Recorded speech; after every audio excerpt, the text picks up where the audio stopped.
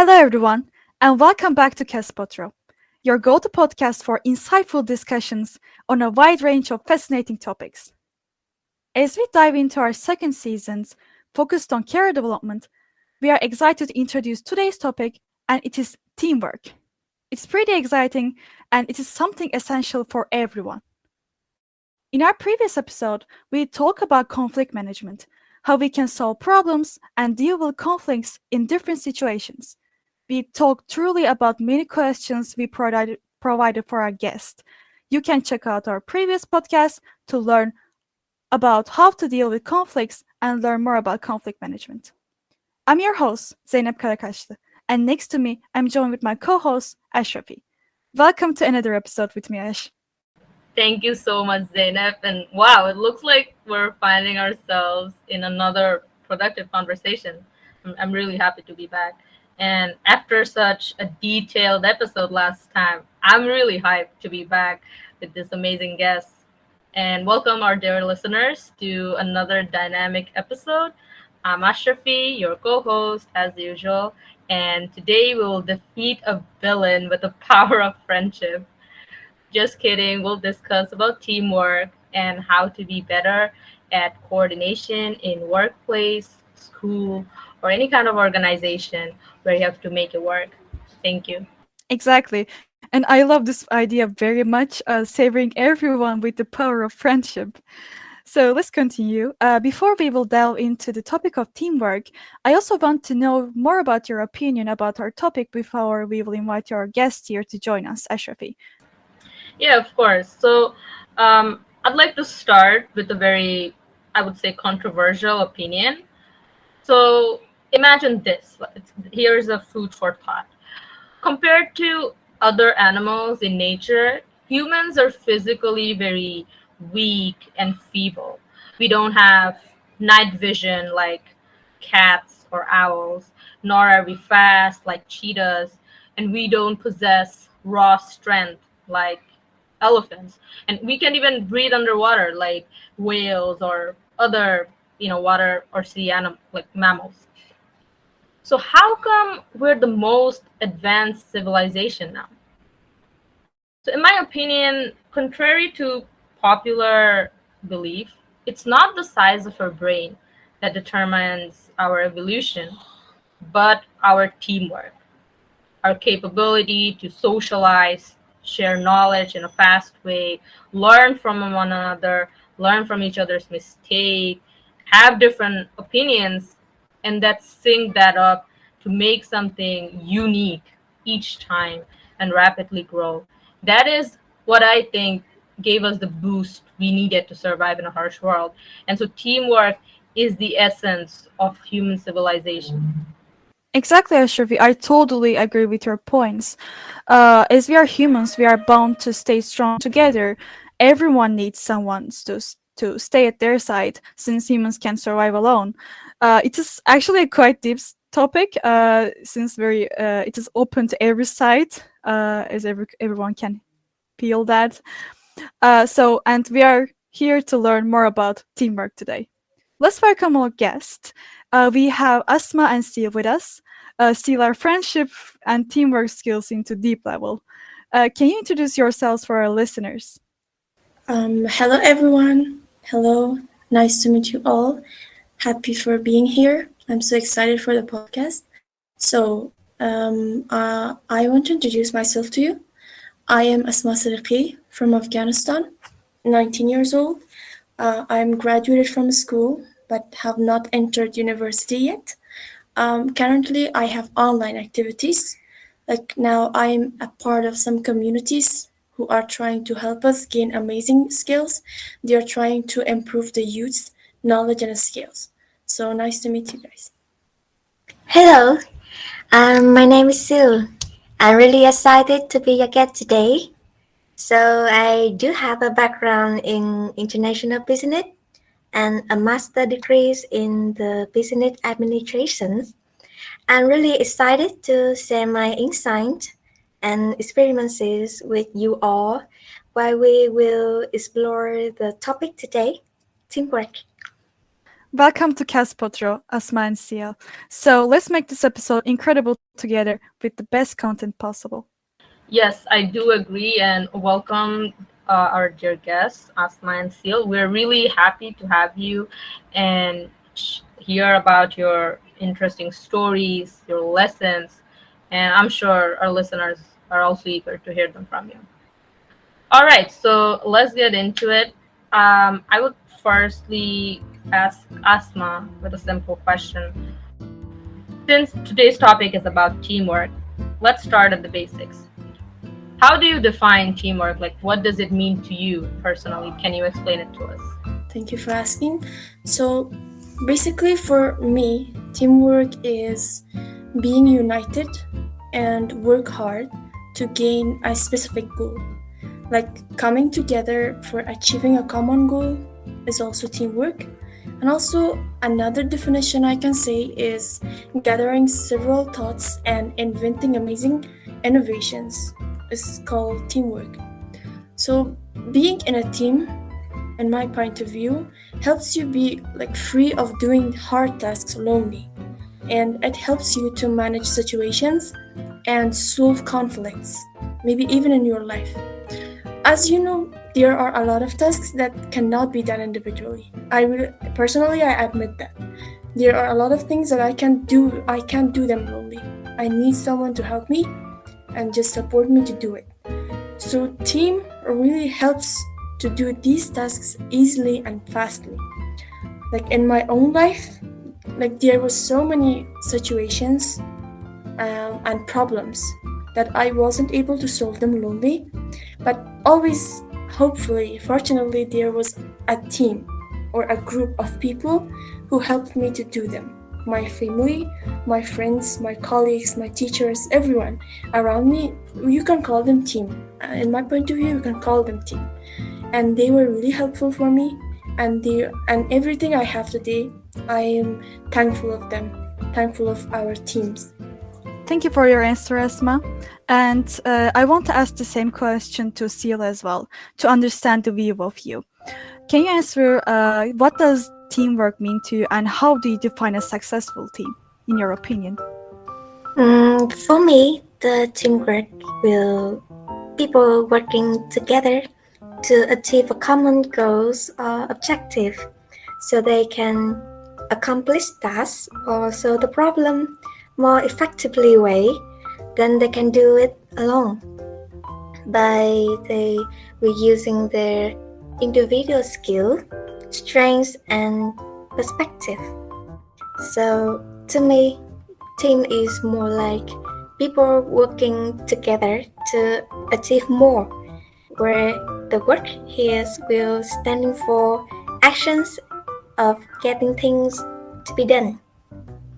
So a good team to me is a team that can get the job done, but the successful team will have it harder by team will learn from their mistake and they will grow stronger eventually as a result. So it will lead them to a long-term success and sustain the excellence. Exactly. And to have a successful team, we need to build a team first. So, what qualities do you look for when building a team? That really hard question to be honest, because I haven't built a team before. But to me, building a team is really hard because building a team, a normal team, you just gather people doing the job, then it's finished. But if they, but if you, the team leader, want to build a good collaborative team, then it will require hard work and active cultivations from both the team leaders and the team members. So considering from those factors like leadership style, dynamic, environments, experiments, and teammate skill. So it's really hard to choose from one essential quality when you're building a team. So I do think just is the most important thing when you're trying to build a good team. Because if you have trust within your teammate, from the team leaders and from the team, then you will have a strong foundation for a collaborative team that can achieve a remarkable result without any hesitations because you already trust in each member. Okay, so as Seal was explaining about the points when hard work is needed, and it's true that like you can choose one quality, you can just nitpick that. Okay, I want like skills, I want hard work, I want experience. You can't like just nitpick and choose. It has to be a collaborative effort, and not everyone has the same amount of skills because some people will have one, some people will have another. It is very normal. So with that, I want to like extend the question to Seal a little bit. How do you identify those strengths and weaknesses of your team members? Hmm, identify the strengths and weakness in team member, correct? So it's not that hard in my point of views, in my perspective, because I already facing it while working my current job. Because it's pretty simple to get the information or get the strengths and the weakness from the team is just ask them directly. Because getting honest and open communications is a crucial component in resolving conflict both in the professional field and the personal context. Because having the regular one-on-one meeting are the most used method in my company right now, and I believe there are also a lot of company out there using the method to for the team leader to gather information from the team members about their performance, their goals, challenges, and expectations.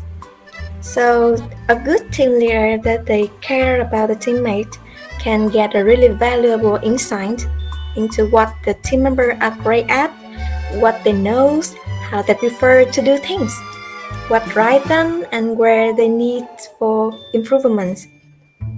When a team members give you the team leaders of the informations, that it actually will have the team leader to make an informed decisions about how to support the team members and grow the team stronger at a good team. So, conclusions, I think the best way is just having a good communications toward your team. Thank you, Seal. And I do agree with your points that you have to communicate and find out what everyone is comfortable with, what their challenges are, what their strengths are. And that way we can really come together and coordinate well. So thank you for answering all those questions in an amazing way. So now let's hear from Asma. So Asma, I want to hear from you and ask you, what are some effective ways to assign roles and responsibilities within a team? Because not everyone is the same. So how do we determine that? Thank you. A very professional question. And for answering that, I think we need to focus a lot and I need to think a lot about it.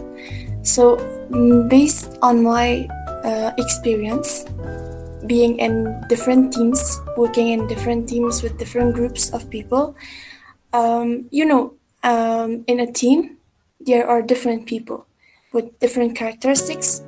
They have their own skills, strengths, and weaknesses. Everyone is unique and they have their own thoughts and ideas. So, in my point of view, I think a good way to assign rules is firstly to talk with your teammates, to generate their ideas and skills. It's a crucial part for assigning the rule. When you're a leader of a team and you are supposed to assign rules for your teammates. I think it's really important to have empathy toward your teammates, toward them. Firstly, the thing that they need is to be heard. Before you assign them any rule, you need to understand. So this way, they will feel calm and confident. And next step, you should ask like each one of them about their abilities and skills. Also, you can ask them which rule they would like to have in team, and that's a really important question. It's really needed to be asked from the your teammates. Like they need to choose which rule they want to have. So it's a very good way to assign the rules, and I'm sure if you do it in this way, you will do the dream work with your team. So in conclusion, I can say that the very important thing and point in being in a team as a leader is trying to listen too much to your teammates, try to understand them, their wants, their desires, abilities, skills, and finally, it will become easy for you to assign them rules. Thank you. Thank you, Asma. So we hear that roles and responsibilities are very important within the team. And when we talk about responsibilities, we can imagine that even in daily life between close members around you, it is a subject that can lead to various kinds of conflicts. We had the conflict management talk in our previous episode, but asking you about teamwork as well. How do you handle conflicts within a team? Oh, okay. The problem is very common. That was very common in the teams that I was.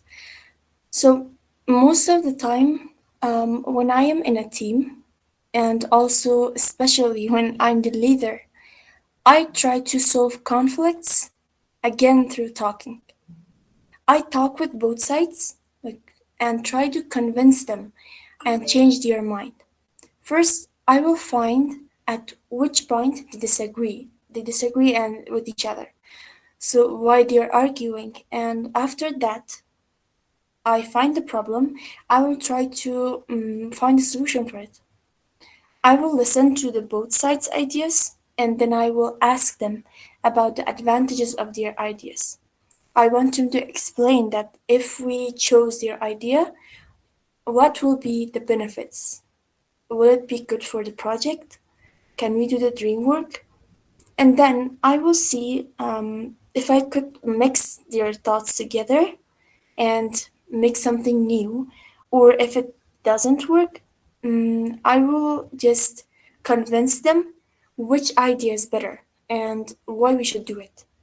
I can choose one of them because I'm the leader. So, as a leader, I should make my team firstly understand that their ideas are precious and valuable to me.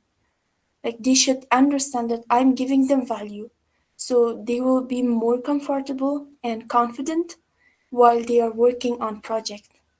So by this way, I'm sure that they will feel that they are heard and there will not be any conflicts anymore because your teammates now think that they are a crucial part of your team and they have a very important task to do with you, and they will try their best to just solve the conflict, don't disagree with each other, just work on a common goal. So, after fixing conflicts, we still have some diverse opinions and people who have different ideas and specialties in our team. I want to direct my next question to Seal. How important is diversity within a team and how do you ensure it? Hmm, about that questions, I do think diversity within a team is crucial for its success because when you're building a team that you are bringing together all the individual type of unique experiments, perspective, skill, and background, and different background peoples together. So it will create conflict, differences, and uh, they will have a lot of conflict during the process because not everyone will accept all the opinions and ideas. So we'll create the diversity and adapt it well. Need to prioritizing because the team can be very dynamic, innovative, and they can become a really high performing team. So because it's so important of diversity within a team, it's even harder to ensure the diversity in the team. So I do have some advice for that. The first thing is clear goals because everyone just can accept the ideas and all the opinions if they have the same goal. And to have the same goal within a lot of people in the team, it have to be clear. It have to be details. People have to know what they are working on and what they will achieve during the process. So if you have a clear goals, you already finished like half of the ways because you will have a clear visions on what you are achieving. The second thing is recruits from diverse sources because all of different peoples really they can have a little bit different in the sources they receive in all the information. So recruiting it can still keep the diversity in your team where you can adapt a lot of new informations, ideas, and solutions. The third thing is provide training and resources. Because the thing is, you can't just achieve things and being successful or getting better if the information and the knowledge you're having just standing still. That's why a good team leader they can provide a lot of trainings and good resources for your teammates that fit their personality and their background and their skill to make them develop and getting better improvements for their own skill and problem solving skill. The fourth thing I do think is important for the team member is foster an open door policy. The name already can tell that if you have a foster if you have foster an open door policy, that is where your team member are willing and have enough trust and enough comfortable to seek for help, asking for support, and comfortable to share their ideas and solutions because you will not know how can people mind can work. So have an open door policy is where your team members can always share the diversity of them toward the team members. So having a good communication skill or a good team leader with a good communication skill can help your team to keep it working together. And last is celebrate differences. I think we should be appreciative for every differences of peoples because for every team, every people is unique. And if you appreciate for those units and celebrate them, the people in your team or even the leader of themselves can feel blessed, can feel trustful, and they can willing and they will have a lot of more comfortable with their team. So celebrate the differences can create a good environment for your team. That's all I can share for you for now about how ensure the diversity. Thank you, Seal. That was really wonderful to hear about your open door policy and being open to people to share their differences to make them comfortable, and that's how we can be innovative, come up with unique solutions. So thank you to both Asma and Seal for sharing these amazing techniques and points. But now let's go for some fun and go for a story time. And I want to hear a story from Asma. So, can you tell us about a time when bringing in new team members transformed the team's performance? Like they just came and it just completely changed the look, and it was amazing. Okay, a little bit challenging question. You know, I'm not a good storyteller, but and for answering this question, I need to go through my mind, search my memory box, and pick one of the memories. So I will do it. So actually, most of the teamworks that I had in my life were remote teamwork. Like my teammates were so far away from me because they were not from my own country.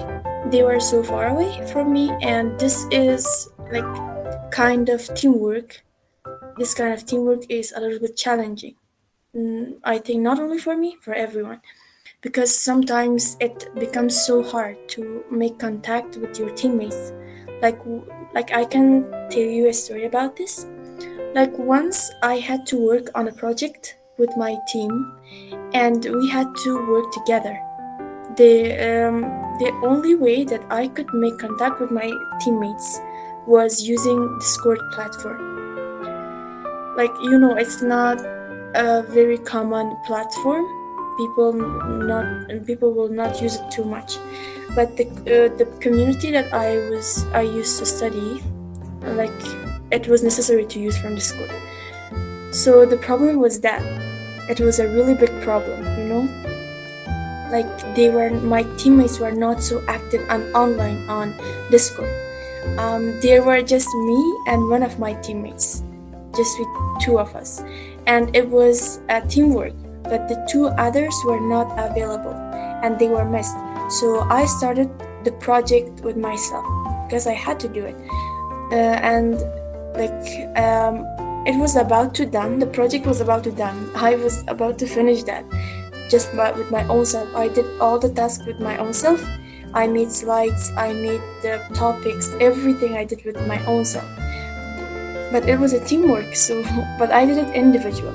But fortunately, my teammates were back at the end. At the end, not the end, but in a very serious like situation. And I told them, and that time I told them, if you want to add anything to the project, you can do it. Because I'm done with everything. You can just go and review it and see if you disagree with anything. And I said, otherwise, we are done. I did everything. Then they accepted, and we did great job. You know, I did it individually, but it was really good. The project was good. So we didn't need to kick them out, but I advise you, like, if your teammates are not so helpful for you and they don't want to participate with you in the team, you can kick them out, not with disrespecting, but just with talking with them with respect and telling them, if you don't want to help us, if you don't want to work with us in team, please go out of our team and we need new people. So by this way, I think your problem will be solved. Thank you. I want to thank you, Asma, for this good story. These were really important points about getting the team performance in a better level and increase the chance of success. So after this story, we are going to the next stage. Let's talk about team communication.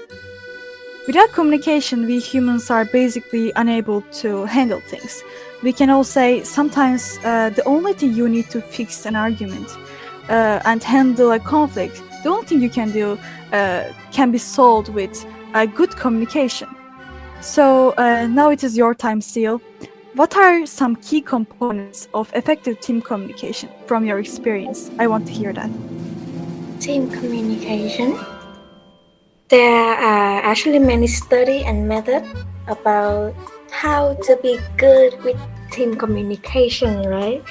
But after I joined my current job, I feel like it just have three most effective way for good team communications, and that will be active listening, willing to take risks, and be positive because to me, uh, if you are active listening, that mostly tell yourself and tell your team members that you are willing to be in the team, because active listening requires the person to be proactive about what they want to be in the team and how they receive and how their attitude towards the opinions and commit comment about their workings. So be active listening require you and will actually helping you and will actually help you to achieve more when you actually trying to listening to other people that they care about you, and actually listening also showing that you appreciate what comment of the team member toward you and your work. The second thing is willing to take risks.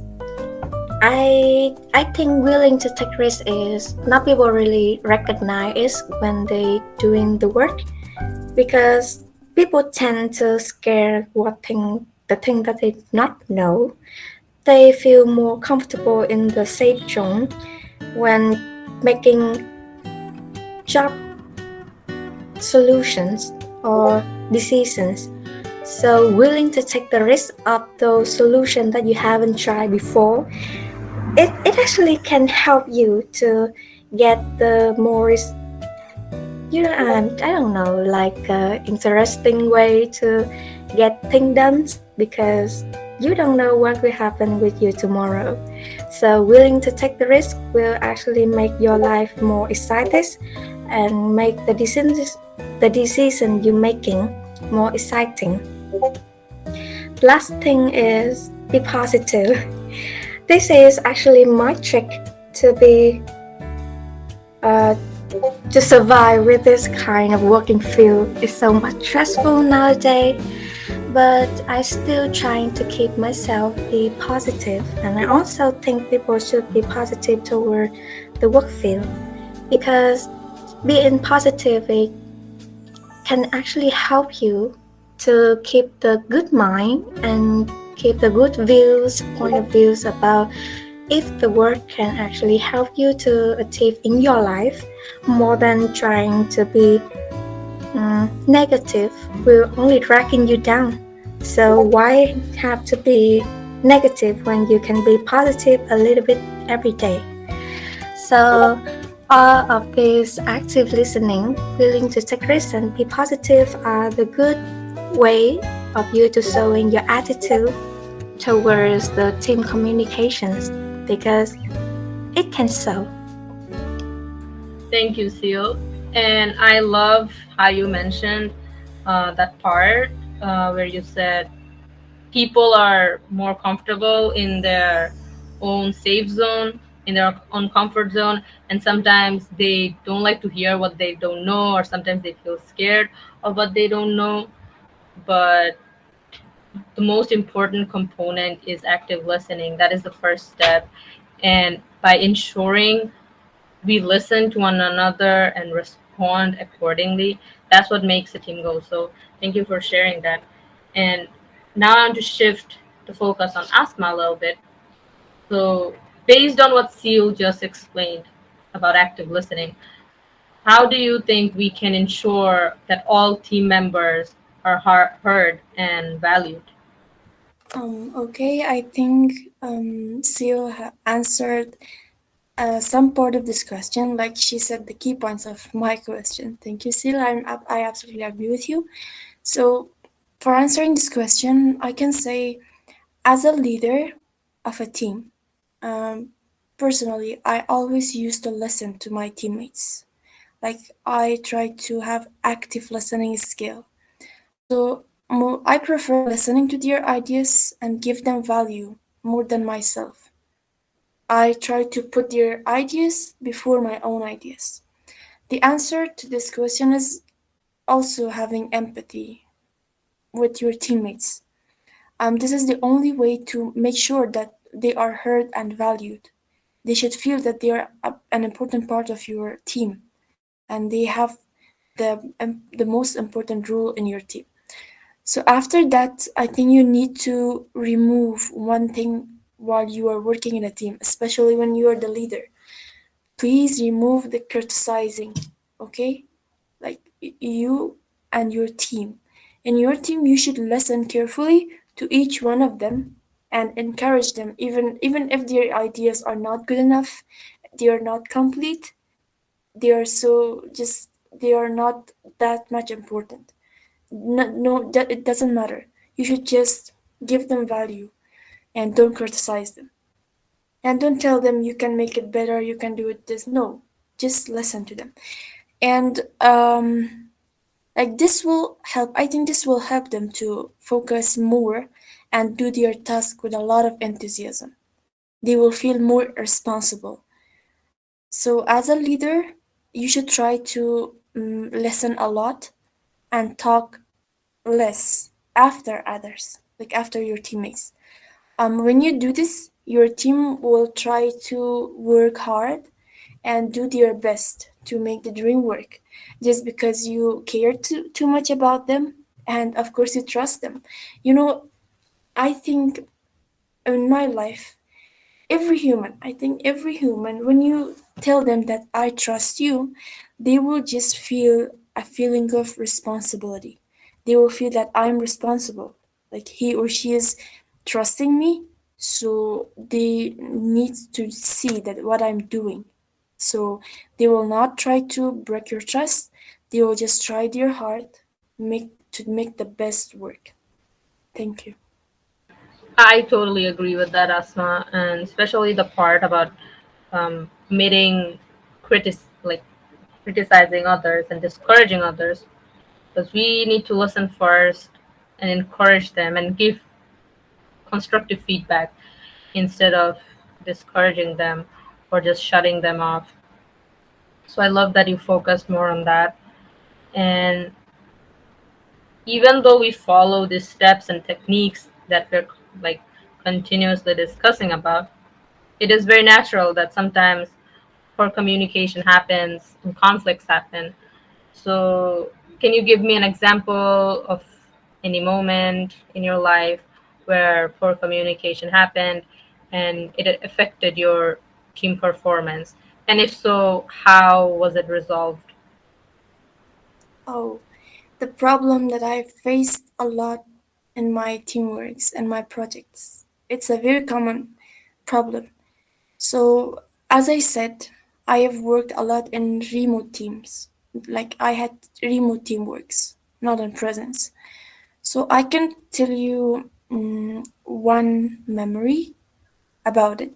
So once I was in a remote team, as always, we needed to make contact through social media, like WhatsApp, any platform, but there was a problem. My teammates were not online most of the times. It was maybe because of our time zones. We were in different countries, we had different time zones. The times that I was free, they were not free. Times that I was sleeping, they were awake. And while they were sleeping, I was awake. So this was the problem.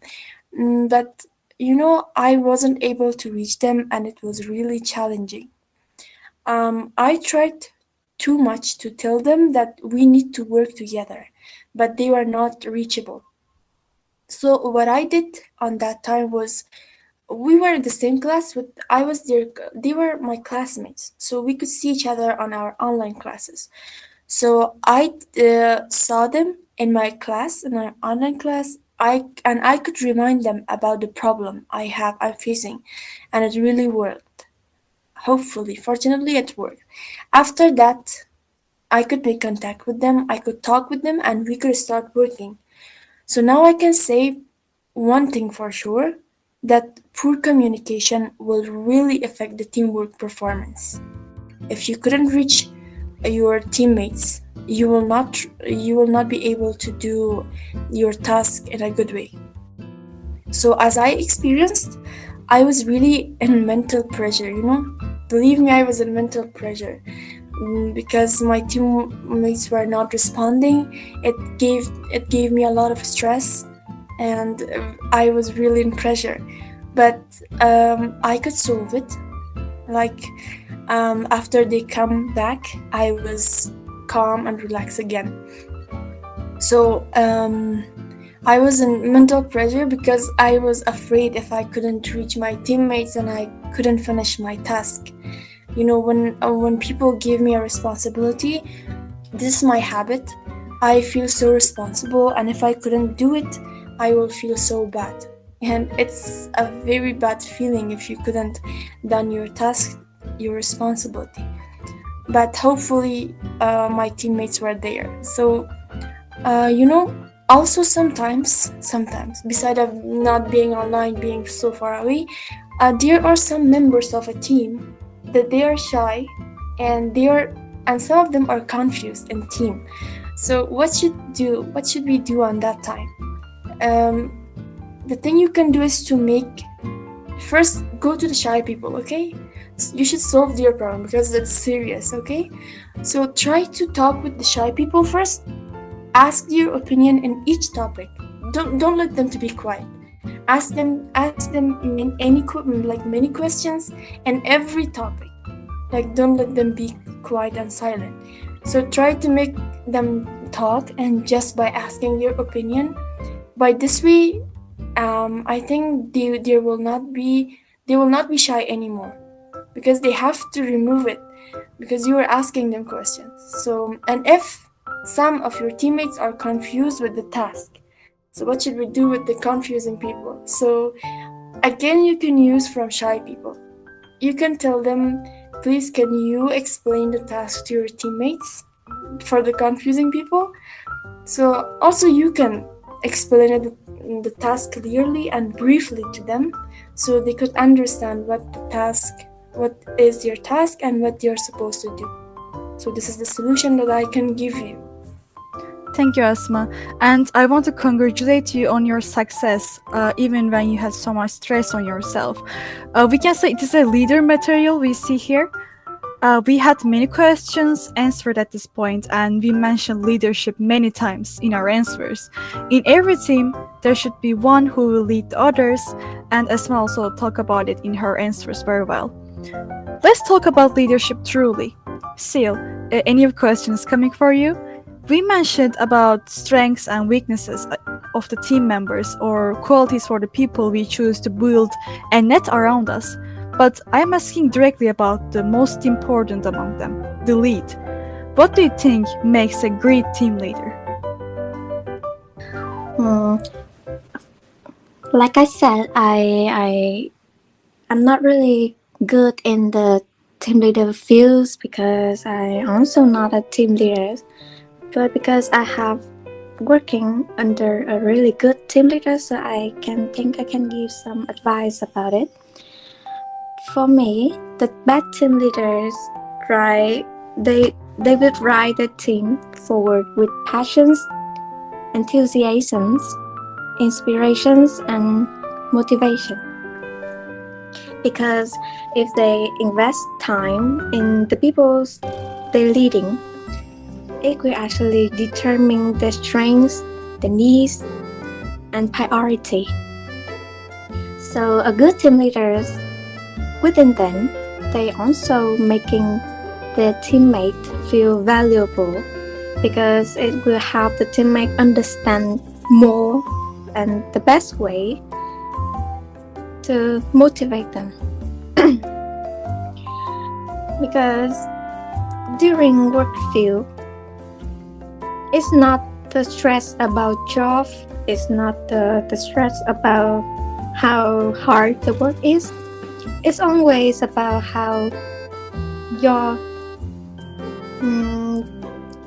communications, your relationship with the teammate that actually can give you more passion toward the work.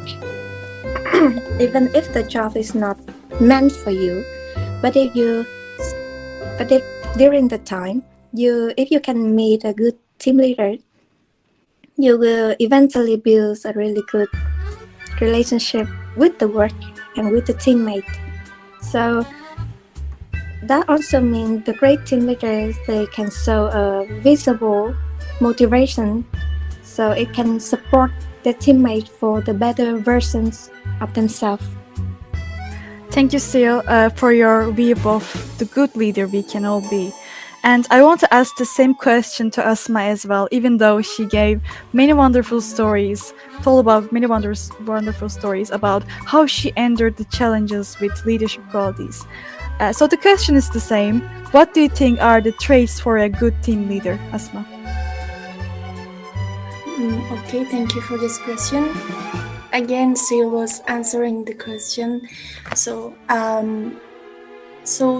when I was working in teams, I wasn't directly the leader. Like, they didn't call me leader or they didn't assign me as a leader, but just because I was doing everything, I was managing everything, so I was acting as a leader. So that's why I could gain so much experience in that field. So, uh, in my point of view, I think a good leader should be responsible, supportive, on time, caring, and a good listener. You know, responsible because everything will be in your hands when you are a leader.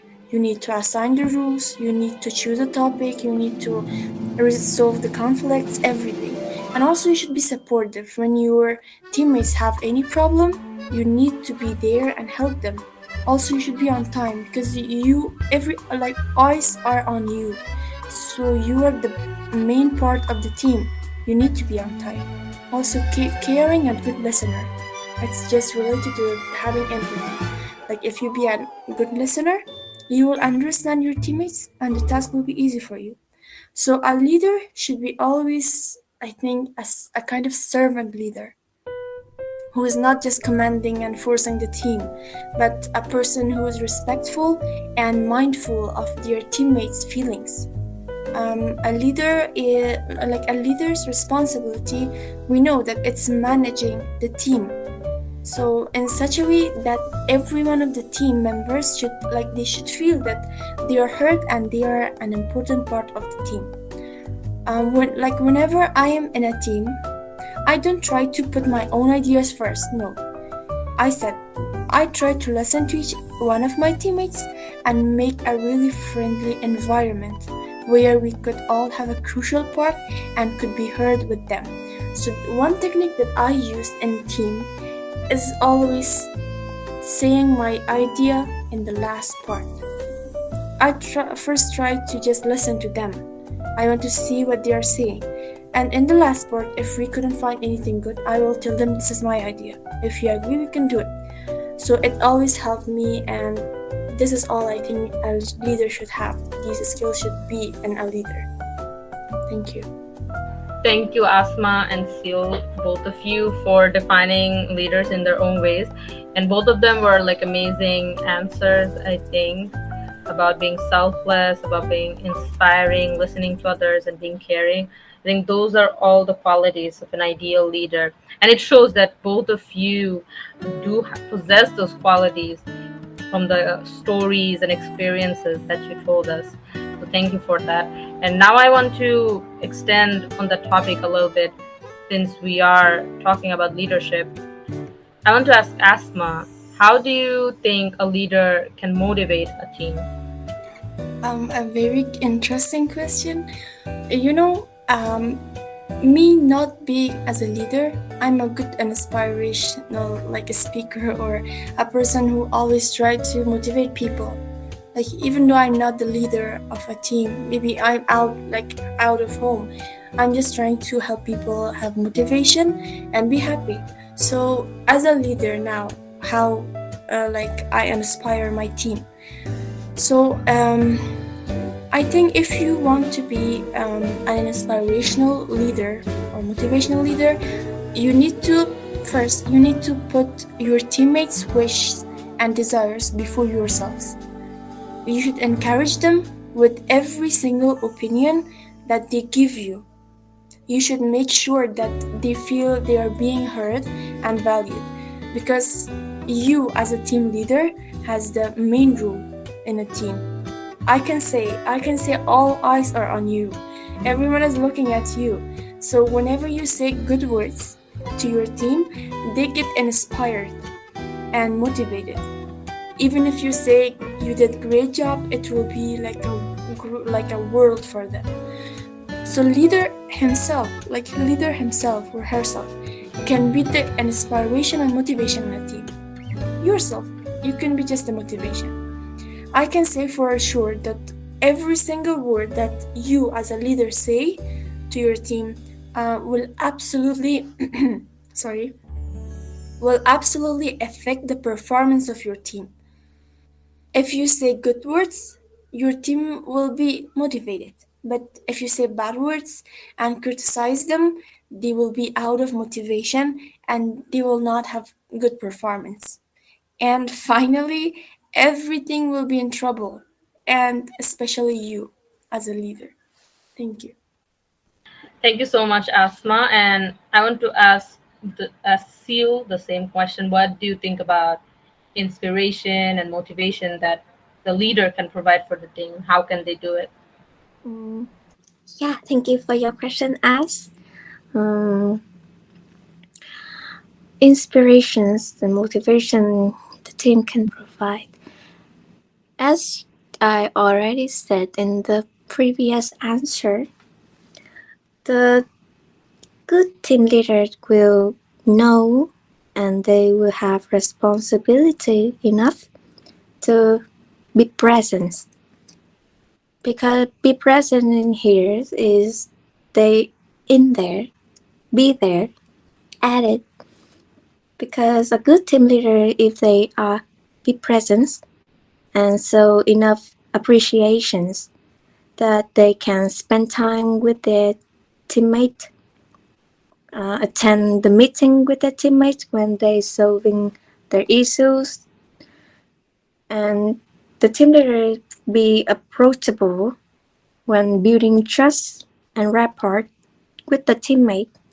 All of this, we have the teammate feels inspirations and motivations because they do know someone are supporting them. They know that the team leader are backing them up and will support whatever they're doing.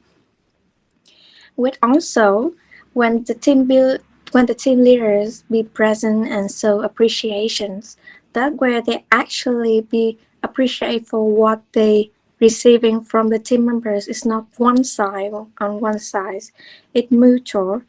And if it's mutual enough, the team leader can also feel the effort of their team members that they have their own motivations of doing what they're doing.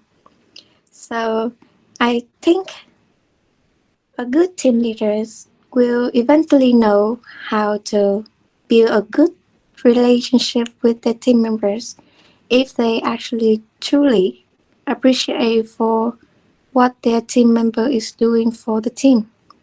That is when they have enough sympathy and empathy, which it will have the team leader to know what good for decision making to have the team get better, for motivations and even inspirations. Thank you for the tips and points, Seal. Now, story time once more. This time we will hear from Seal. Let's continue with you. So, can you share a story of a leader who had a profound impact on their team? Okay, so I will share a little bit about my experience with the team leaders because I really a stubborn person during my university because my classmates a little bit of lacking responsibility, which make me so stubborn enough that I actually do all the project alone. So I contact the professor directly that I request to do all the project of the years number of the third year and the last year all alone. Which actually frustrating my classmate a little bit, but that's how it is. So because I don't have enough trust on people during work process, That's why when I working this job, I already been here for like 4 years. My first job and still the job I'm doing. The thing is, with keeping me working in this stressful international business type of work is a good team leader. She is my most inspiration person that I glad to know because she a cute person. She have a really warm, welcoming personality, but she also a strict person. I have to say, she half difficult and half easygoing. We really conflict for a person, but I can tell she managed it really perfect somehow. When it need to go to appreciate, she will appreciate all the work the team member made, even more or less, or even if they make a mistake, they will still work with them. My team leaders still work with them to correct the mistake.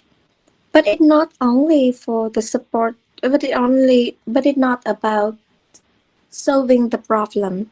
It's more about giving advice and supporting that team members to resolve the problem themselves. It actually helps those team members to gain trust, gain mm, to make them have the ability to solve the problem significantly. It it really have a good improvement toward the team members. So this team leader is still the most liked person. I hope to work under her to learn more, adapt more, and I really like the environment she building in the team. Everyone's so friendly, willing to support each other, and those environments actually help me going through all the stressful day or the hard working days because they are always there to support me. Thank you, Seal. And I guess we all had some experiences like in school or university, in a project between classmates. There's always one person who does all the work and the others are like just sleeping. If only we don't have a good team. This is why we're in this podcast. We are trying to learn to get better in teamwork. So thank you for all of your answers. We talk about building the team, good communication, and the good leader we want.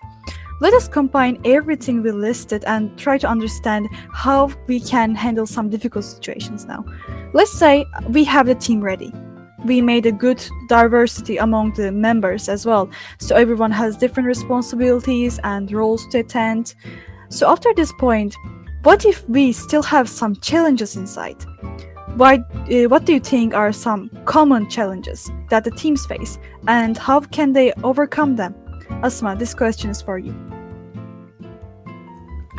Okay, thank you, Zainab. I'm the master of answering this question because I have faced a lot of challenges while I was in my team and I was working for projects. So, and like among all of them, what I want to give you, what I want to introduce you as a big challenge, as a big problem is I think in a team, it is when you have a big conflict and disagreement in your team. This is the biggest challenge, and especially when you are the leader, it will be so horrible. And also when you can't convince them and you can't find any way to solve this problem, so it's a big challenge. We know that in a team can be several ideas, several team members, so it means that several minds with different thoughts and ideas are there in your team. So it's really common to have conflicts and disagreements. But what is the solution? Most of people are searching for that. So I think a great solution for this problem is again just talking and trying to respect each other's ideas. Like try to encourage your team to listen carefully to each other and be calm while they are talking. They shouldn't have a fight, they should just talk and speak. If you are the leader of that team, so your task will be easy to just command them and tell them what to do. But if you are not, it will be challenging, but you can talk with the leader in order to solve this problem if you are not the leader. Like, I have seen lots of conflicts. Uh, I was lucky because the conflicts were not so serious and they were not so big. Were some small conflicts, so solving them was easy. For me, for a leader, for my team, everything was easy. But big conflicts happened in real life for me, not in team. So in real life, I wasn't responsible for solving that, but in team, I was responsible. So all I did was talking with them, finding a main goal, finding a main idea, like a common idea, and then just talk with them, everything will be solved. That's it. Thank you, Asma, for sharing those points. And it is very normal to face various kinds of challenges in a team. And one of the most prevalent one is burnout. Because nowadays we have so much to do. We have studies, other projects, extracurriculars, part-time jobs. We have to juggle so many things together. So it is very normal for a team to have burnout. And my next question to Seal is on this. What if the team is struggling and having burnout? How do you manage that stress and prevent from them getting discouraged? I think people have different resilience. So feeling burnout is normal to our peoples. Even if the job is not stressful, you can feel burnout if you have hard situations in your personal relationship. It can affect directly to your performance at work. So I think sometimes burnout is actually fueled by the issues of people's personal life. So I think communication between the leaders and the employees is crucial because it can help detecting early signs of burnout.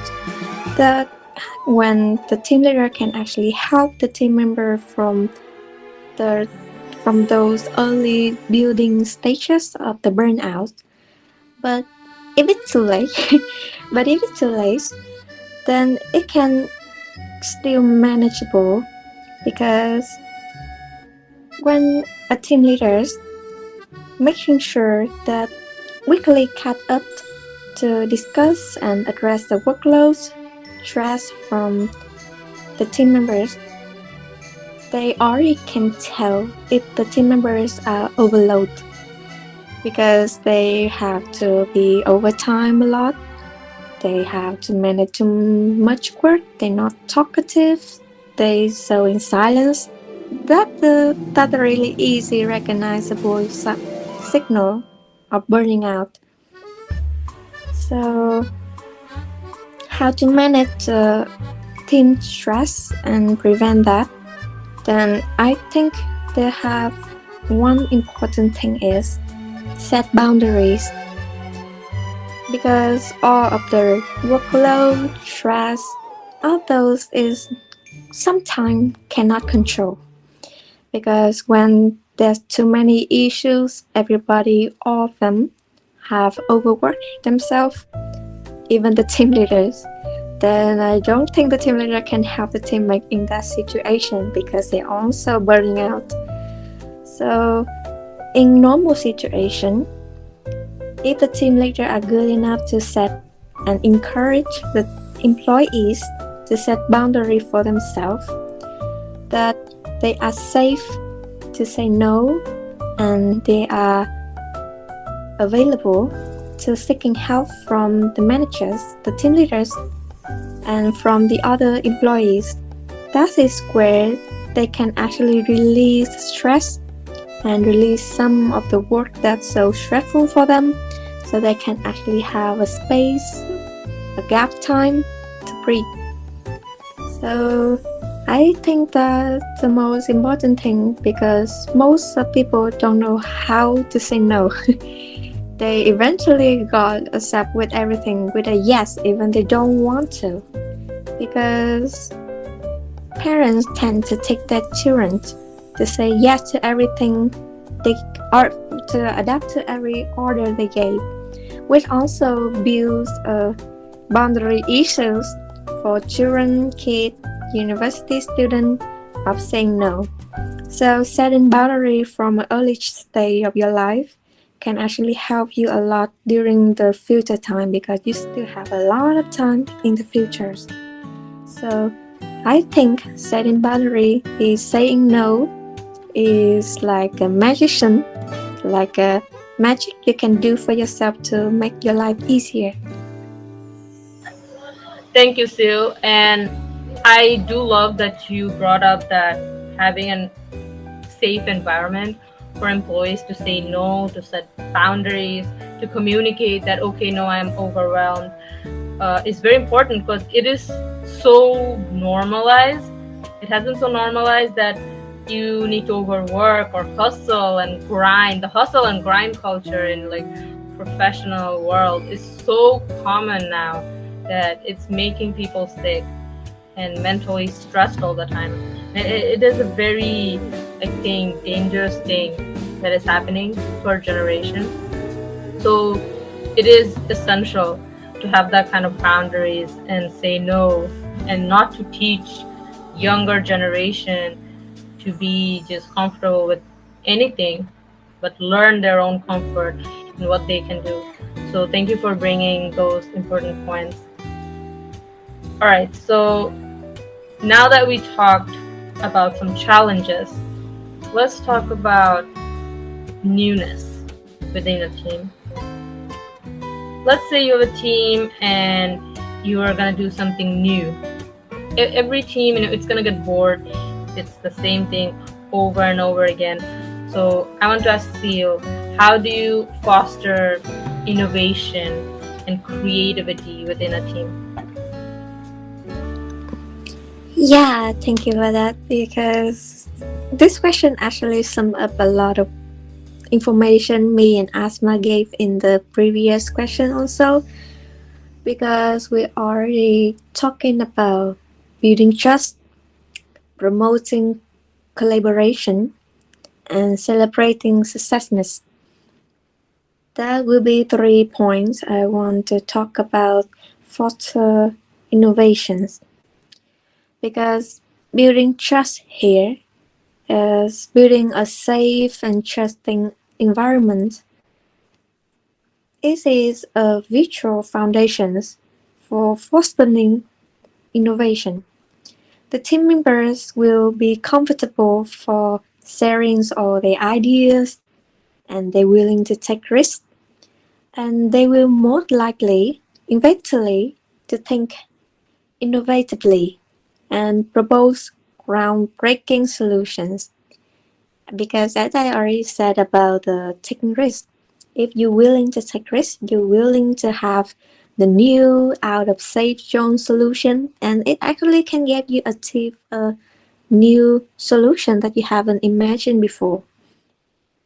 So how to do that? Then I think you can do by promote the open communications, provide the team constructive feedback, and you can encourage your coworkers, your teammates to learning from their failure because they are have one thing that people not really recognize when they're doing things.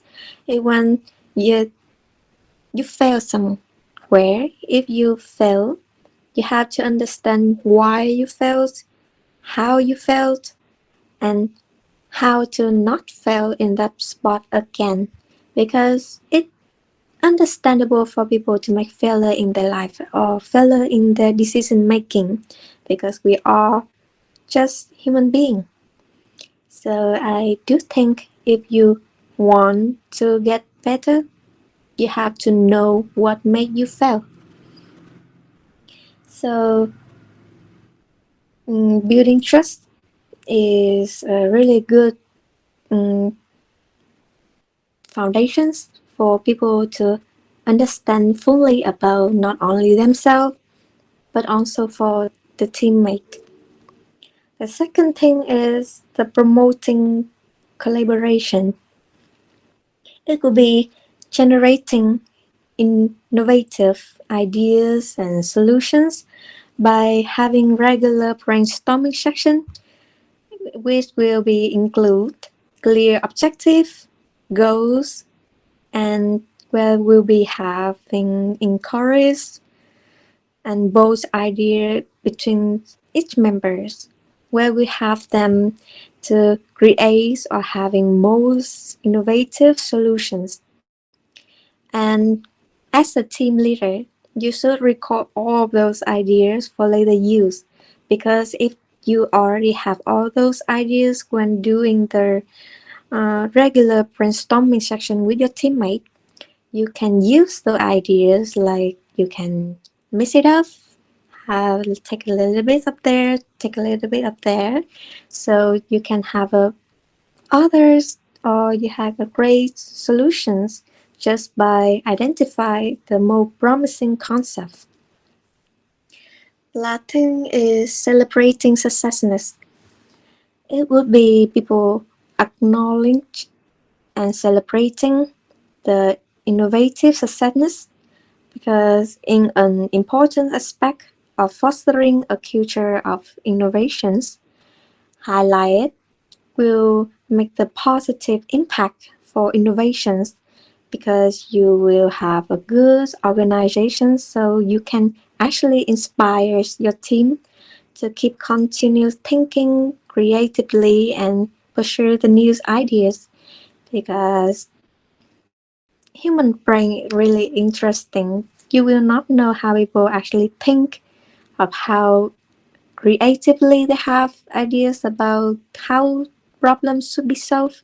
So actively listening and willing to take all those ideas and gather them, so you can have the great successness if you knowing how to celebrate it. Yeah, that's my answer. Thank you for your points once more, Seal. You gave many good answers that have value. It makes me want to stop and take some notes in between. I'm hoping our listeners feel the same way. So, right now, I want to continue with Asma. When we are a team, ideas are very important. We need some creative thinking, insight, and people who will find projects that will help us to reach success.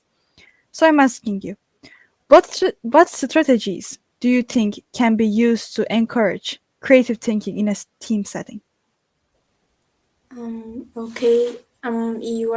You just asked a very crucial part of teamwork, like creative thinking. So that's very important while you are working in your team. You need this skill.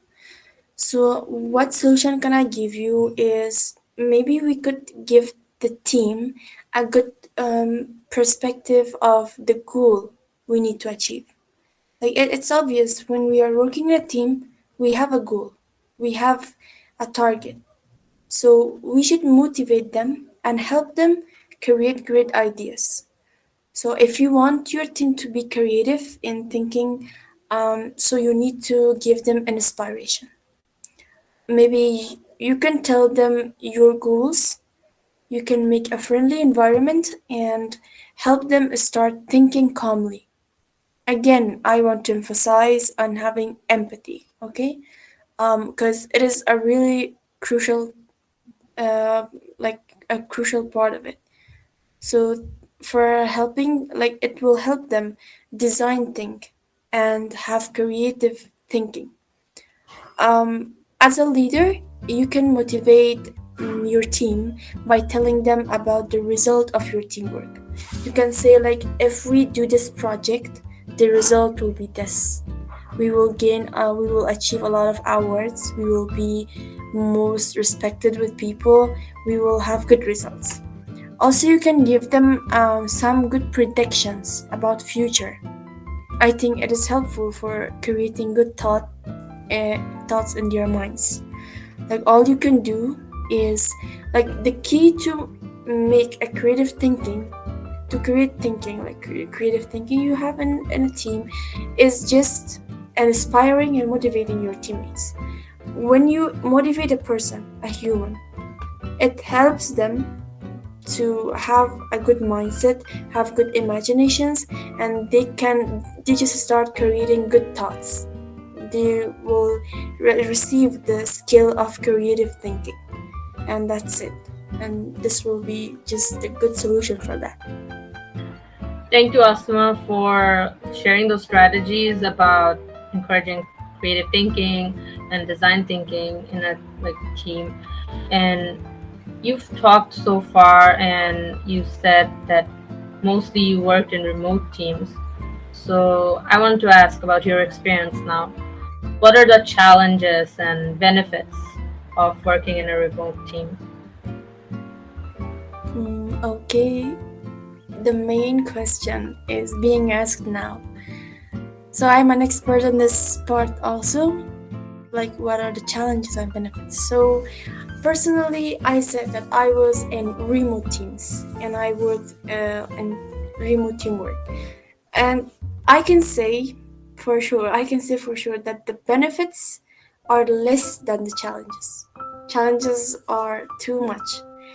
Because why I say this? Because when you are in a team, like in a remote team, the first and biggest challenge is you can't reach your teammates. The thing that I faced a lot, and most of the time you will face this problem, I'm sure, because maybe your time zones are different, you have bad connections, you don't have electricity, or maybe everything can happen. So, you know, like even though like when you are free, when you have free time, they will not have free time. So everything is different. So it is really hard and challenging. But let's be positive. I don't want to make you disappointed too much. Okay, let's talk about the positive point and talk about some good points too. I'm not a negative person. I'm positive, so I don't like to talk about negative parts too much. So firstly, when you are in a remote team, your level of confidence will be high, as I experienced. Before I joined the teams, before I started working with teams, I was absolutely a shy person and without confidence. I was really shy. The level was even under the zero. It was so bad. But after I joined the teams, I started working, my confidence became so high. Like your confidence become so high than being in presence with your team. Like I wasn't presence with team, but it was hard because on that time I was an introvert person. I was shy. I didn't want to talk a lot. I couldn't speak like in public. I had this problem. But while I joined the online teams and I worked with them, I just removed that. I become an ambivert and also an extrovert person. So like if you are a shy and an introvert person, being in a remote team is absolutely helpful, as it was for me, because you don't need to make contact with them too much, for they will not see they will not see you completely, and overall you also don't need to talk too much. So these are the benefits. Also, a good news for introverts and shy people, I think it can be the first step of getting out of being introvert. It will help you, like being in remote team, it will help you to just get rid of these feelings. Wow, that is very similar to my own experience and a lot of experiences I've heard. And I really agree with the thing that you said, that it's the first step to not being an introvert, to open up more, to step out of your comfort zone. Because when you're working in a remote team or remote workplace, you can still be still feel safe at your home, but also start talking more, interacting more. So I think that's the biggest win of a remote team, that it really opens up opportunities. And I do wanna appreciate you and your personal journey. As you said, you grew from an introvert and now you can claim that you're an extrovert and ambivert. So yeah, I'm really happy that happened for you. That's amazing, Asma. All right, so now, dear listeners, we have talked about so many interpersonal techniques, but let's talk about some tools or technologies that we can use for remote teamwork. So, Seal, I want to ask you, what kind of technology or softwares have you found most effective for remote teamwork? Okay. I think for current modern business, they the company will not really willing for the remote working employees because it's really hard to control the workers if they are actually working or not.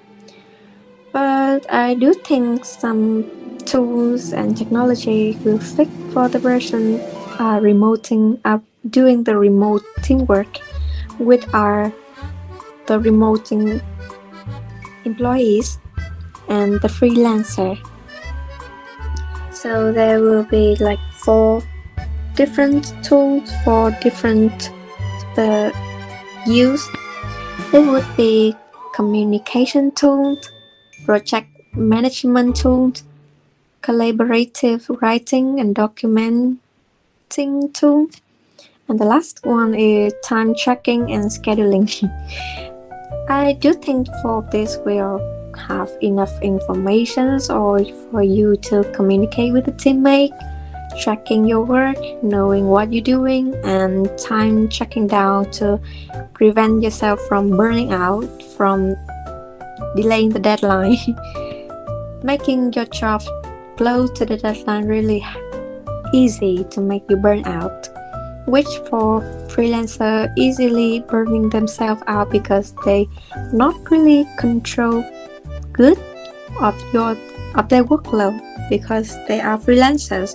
They're just accepting the job, and if they not have a good collaborations about what they're doing, it will easy to get burned out.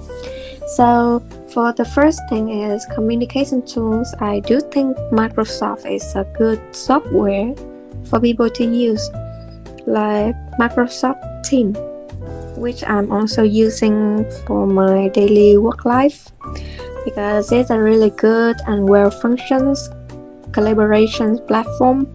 Will integrate with the Microsoft Office 365. There we're offering chats, video meeting, and file sharing between the Microsoft. So I think it's good. The project management tools will be the Basecamp. I used this when I still in the university, but rarely use nowadays. But I do think it's a good software because it will give like a comprehensive project management tool for managing the process from start to finish, for you to understand fully what percent you are in, like what step you are in of the process, to demonstrate and you can know fully how and what stage you are in. The third is collaborative writing and documenting. It will be good with doc, which you can share public and managing the file together. Is actually a cloud-based word processing tools for real-time collaborations on documents. The last thing is time tracking and scheduling.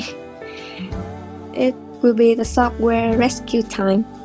The name already saying it all. That is a time management tool that actually tracks down what time is spent on different tasks and apps. It's where you're actually checking down how much time you're spending on the project, and you can check down how much time it should spend and how much time you are actually spending, and you can knowing what you making wrong during the process, and you can revise for the better use. I guess I understood now, Ashrafi. We really need to take some notes while Seal is speaking. Starting from the Definitely. communication tools, exactly. Starting from the communication tools to time tracking and scheduling tools. Thank you for the useful information that we can use in our journey of career development. Now, going to the next step, let's talk about team building activities. It is important within the team because we want to keep our team members engaged. I will ask this question to Asma. What are your favorite team building activities and why? Like, by team activities, I mean like icebreaker activities that will help them work better with each other. What do you think? Yes, thank you. A very good question. I think when we are in a team, it's really necessary to have some like team building activities. Like as you said, icebreaker activities. Like they will really help and they will improve the performance of a team. I think one of the great team building activities that I had in my team works is having a Q&A section with your teammates. Like like they can ask each other funny questions to just laugh, have fun, and know more about each other. So, um, like they can have a warm up session, like where they can express how they feel today or how was their day, everything. And also, you can show them some funny pictures and tell them to choose their mood based on them. So, it will help you make a very warm and friendly environment for your teamwork. Because while you enter a team, the first thing will not be just working, just go through your task and do it and just get out of that. No.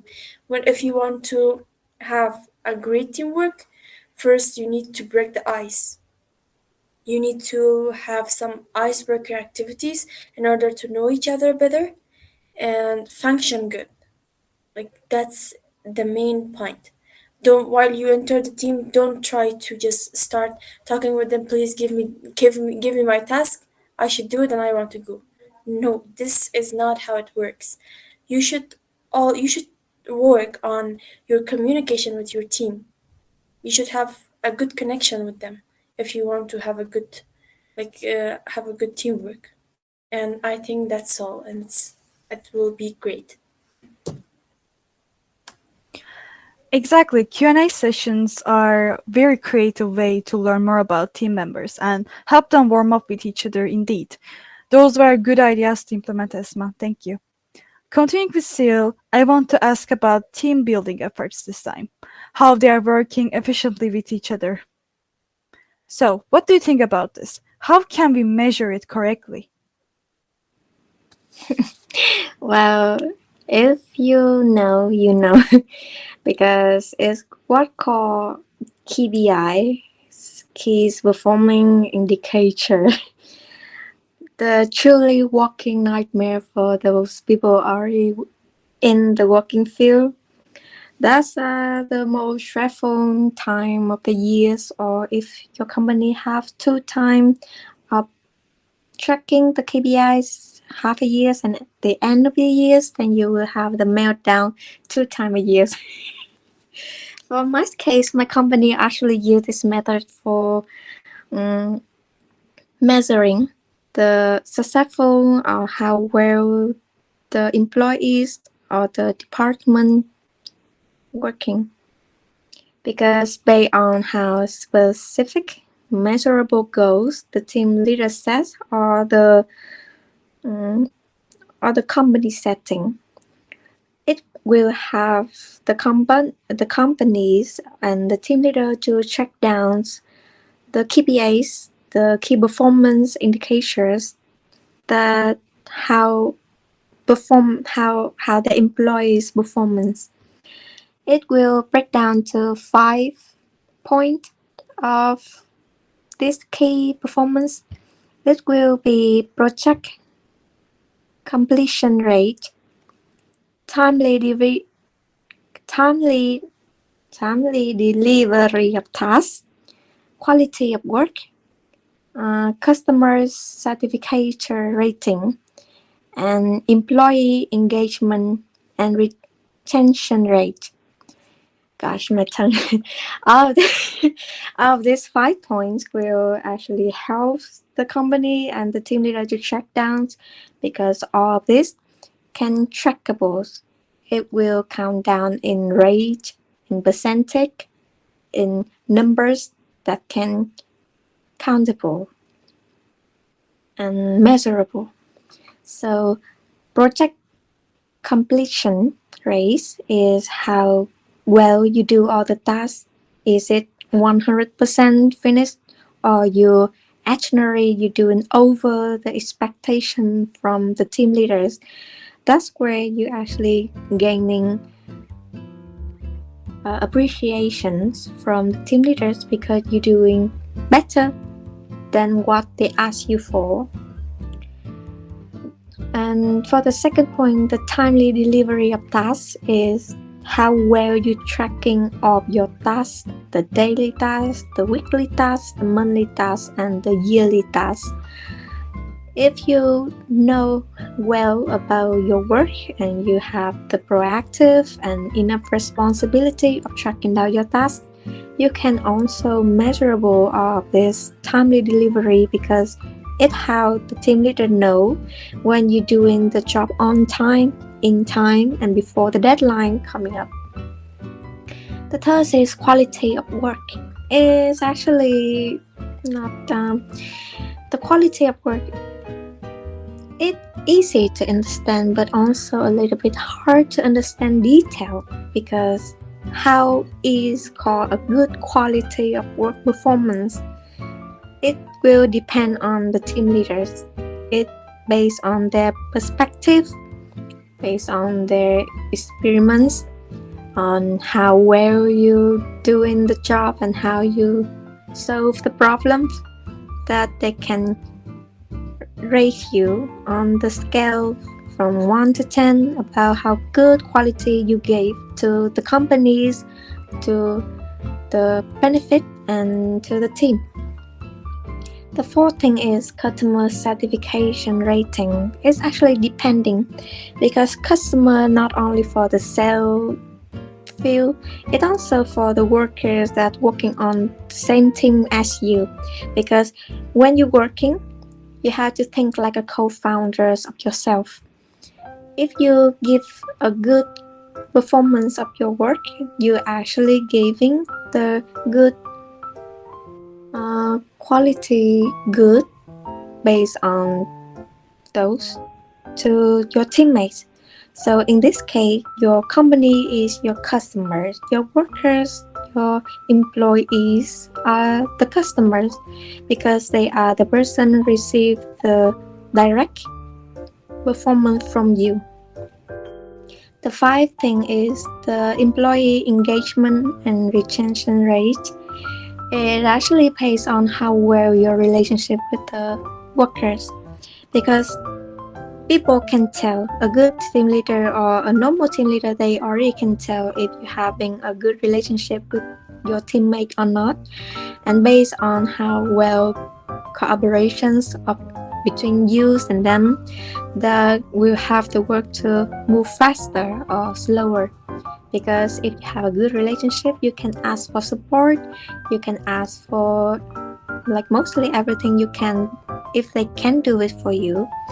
So if have a good cooperation work between the workers, between the employees, it will have a well measurable rate on how fast you finish that work, because you can do that alone, yeah, but if you have your supporting from the other employees and other staff, it will visible for how well that perform. Yeah, that's my point. Thank you, Seal, for sharing those very specific KPIs, as you said. And yeah, a team will always be known to be good, friendly, and safe when you know how they feel about their leader, about how they feel about their work, whether they're satisfied with it. So thank you for sharing those points. Now I want to move to Asma for a little bit. Can you share a memorable team building experience, something that happened? Okay, again, I should go to my mind and search for a memory, okay? So you're just trying to get me back to my past and bring me back here. So thank you for asking this question. So mm, I can give you a memory. So about 3 or 4 weeks ago, I entered a team for a project. In that team, I had a Turkish teammate and two Nigerian teammates. So first, we all were so quiet and not so friendly, and the environment and the atmosphere was so boring. But then I did something icebreaker because it was getting so boring. So I just surprised one of my teammates. She was Turkish, my Turkish friend. I started talking with her in Turkish suddenly, and she was really surprised and happy. Like, she started asking me questions like, how did you learn that? Like, how did you learn Turkish? Where did you do it? Why did you do it? And it just became a good and friendly environment. Just by talking, just by forgiving them, like giving them just one sentence. Like, I said one sentence in Turkish. It was short, but the environment was changed. So she said that your pronunciation is so good, and I'm so surprised with that. And she was like flying, and she was so happy. And after that, the ices were broken, and we started working on our project in a very friendly way.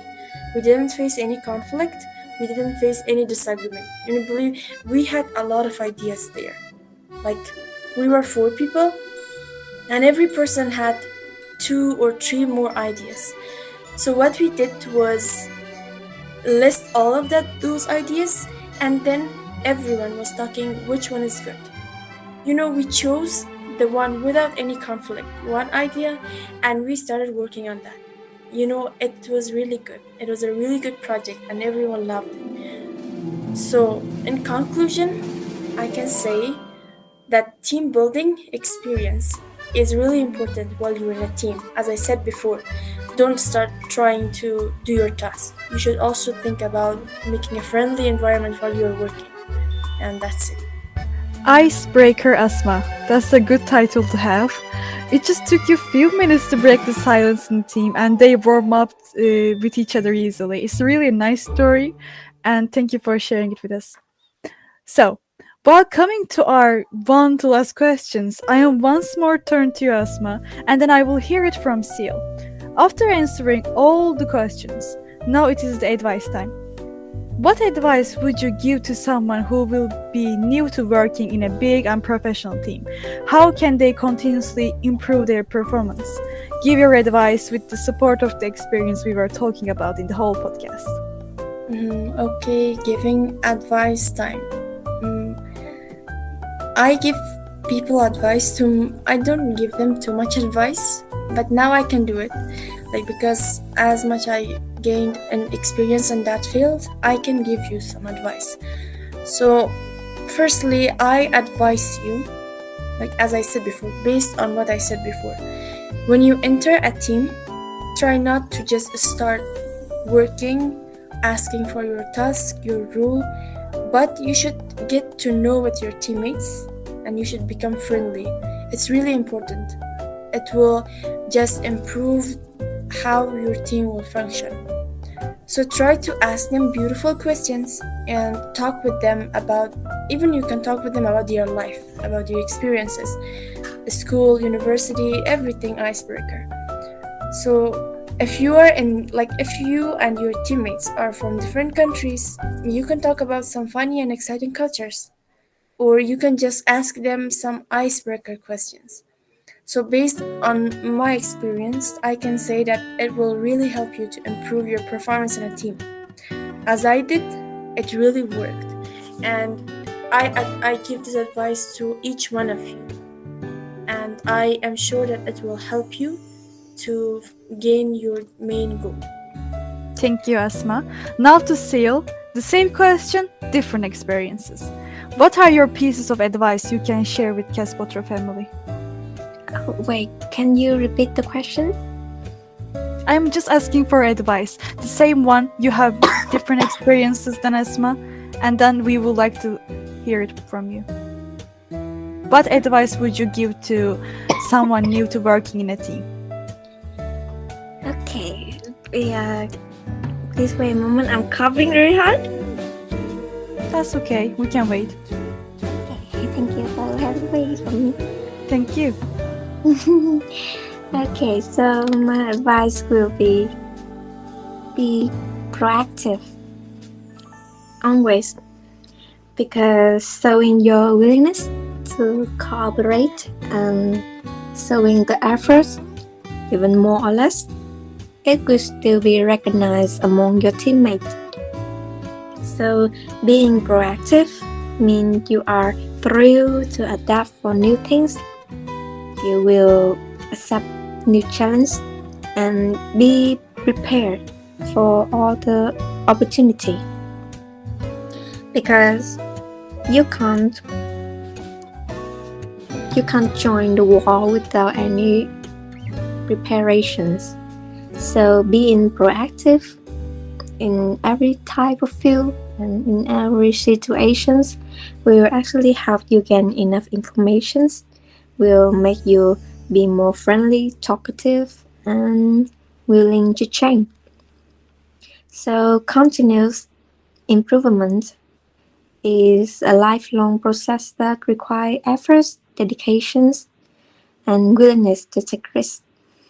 So at the end of the day, for new people, they just need to honoring our process and accomplishment is the keys to continuous growth, because not only you trying to doing the best job you can do, appreciate it, honoring it, also a way for you to understand fully what you have achieved in the day and what will make you different every day. To understand fully, you already be the better person than yourself yesterday. Thank you. Thank you, Seal and Esma, for your insightful answers. That makes the end of our questions. And before we wrap up, I would like to thank our guests for coming here today. I'm sure our listeners get lots of information to help them improve their teamwork skills. Thank you, Zainab. Thank you, Ashrafi. Thanks for having us today here. I'm so happy I could have the best experience. Actually, it was the first experience of me being a guest in such a great podcast, and it was very great experience being with you here. It was such a nice and pleasurable meeting. And thanks from Podcastro. Thanks for your great programs that you just arrange to help others to make them enjoy, and that is a very good thing. Thank you so much. Thank you a lot. Yes, and for me is thank you for having me today. I'm actually more familiar with the presentations and debates via reality peoples more than remote calling like this. So it also like the first time I do the podcast towards peoples and have audience. So it's really a great experience for me to have. So really appreciate for you guys to having me. Thank you to both of you, Seal and Asma. It was like an amazing episode, and it felt really nice hearing your stories, your advice, and all of you seemed like both of you seemed very experienced and natural in your answers, and they seemed very practical and also very empathetic, which is what I loved about it. So thank you. I really appreciate both of you for coming to this episode. And to our listeners, thank you for tuning in to Castpotro for this amazing episode. We really hope you enjoyed it and found it helpful. If you have any questions or any topics you'd like us to cover in future ones, please reach out to us on social media or through our server. Thank you. Exactly, and we would love to hear more about you. Stay tuned for a more exciting episode this season, and don't forget to subscribe to Castpotro on your favorite podcast platform. Until next time, keep learning, keep growing, and keep speaking with confidence. Goodbye, everyone. Goodbye, listeners.